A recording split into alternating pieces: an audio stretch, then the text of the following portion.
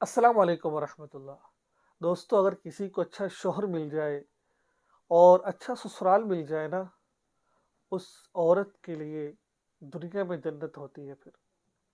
अगर किसी को बुरा शौहर मिल जाए या बुरा ससुराल मिल जाए, तो फिर उस हमारी बहन की जो ज़िंदगी होती है वो जहन्नुम से कम नहीं होती है। तो मैंने एक मिसाल आपको दी है। इस वजह से अच्छे शौहर और अच्छे ससुराल के लिए एक वजीफ़ा मैं आपको बताना जा रहा हूँ। इसका कोशिश कीजिएगा इसको पढ़ने की, इस पर कोशिश कीजिएगा कि इस पर आप अपना बाकायदगी से इसको पढ़ते रहें। इंशाअल्लाह अज़ीज़ जिस मकसद के लिए भी आप पढ़ रहे हैं, अल्लाह उसमें आपको ज़रूर कामयाबी अता फ़रमाएँगे। इसका तरीका ये है कि आपने रोज़ाना किसी भी वक़्त 2 रकात नमाज़ सलातुल हाजा पढ़नी है, अगर आप पाक हैं, पढ़नी है। उसके बाद फिर आपने दुआ पढ़नी है।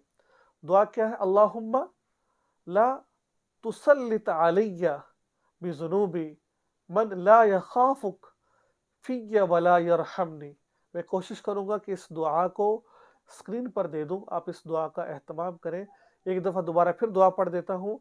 अल्लाहुम्मा ला तुसल्लित अलैया बिज़ुनूबी मन मन ला यखाफुका फ़िय्या वला यरहमनी।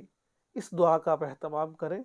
इंशाअल्लाहुल अज़ीज़ आपका शौहर और आपका ससुराल इंशाअल्लाह आपको नुकसान नहीं पहुंचाएगा।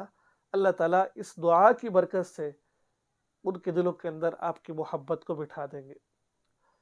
अगर आप पाक हैं तो 2 रकात नमाज नफल पढ़कर रोज़ाना इसका कम अज़ कम 100 मरतबा पढ़ लें, 111 मरतबा पढ़ लें। 100 से ज़्यादा पढ़ें आप रोज़ाना। अगर टाइम कम है तो फिर कम भी पढ़ सकते हैं आप। अगर टाइम है तो फिर, लेकिन एक मखसूस वक़्त कर लें आप। फिर अल्लाह ताला से 5 मिनट की रो-रो कर दुआ माँगें। अगर नापाक है तो भी ये काम करें। 21 दिन तक आप रेगुलर ये करते रहें। इंशाअल्लाहुल अज़ीज़ अल्लाह ताला आपके लिए आसानियाँ पैदा फ़रमाएँगे। मेरी दुआएँ आपके साथ, दुआ में याद रखें। चैनल को सब्सक्राइब करें और इस वीडियो को आगे शेयर ज़रूर करें। अस्सलाम वालेकुम।